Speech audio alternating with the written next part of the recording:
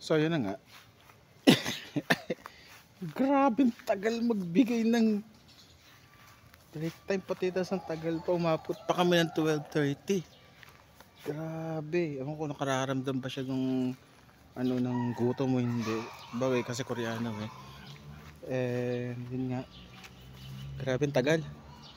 Almost ano na ngayon, 12:40 to basta ano, at 12:30 na kami natapos. Parang ayaw pa tapusin. So yun nga, nakapag-isip-isip ako. Napanood ko kagabi iba mga vlog. Then I go live. Then after I go live, I try to manage nowadays yung gagawin ko mga videos kasi almost 179 na yung videos ko. And now, ko pang ilan ba to. So I do live na lang in this YouTube channel na ginawa ko. And also yung mga ibang activities na gagawin ko pa. Thank you din sa mga nag-views and nakakapanood ng sistema ng buhay ko. And maglilimit na muna ako for this time ng mga ibang videos na isisend ko. Kasi nga hindi ko alam kung may limit ba si YouTube sa mga ganito.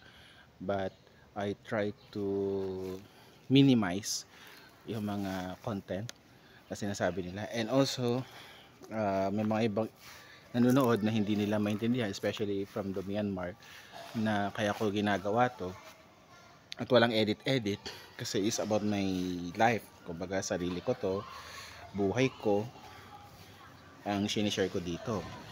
And that is the one thing na inaayos ko sa vlog ko.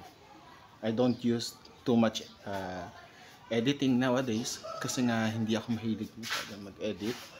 And I don't use some of the apps ng pang-edit, especially Power Director and some Pixel Flow, mga ganyan. Just make it natural, make it authentic, make it about me, make it something na natural, baga lahat. So that's the part that I'm doing this kind of storytelling, kumbaga, sa buhay ko. And much more I will focus sa YouTube live.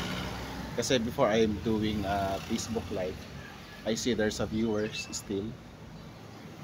And who knows kung ano mangyayari.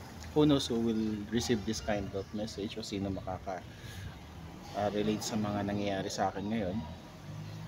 And I love this journey. I love my journey nowadays.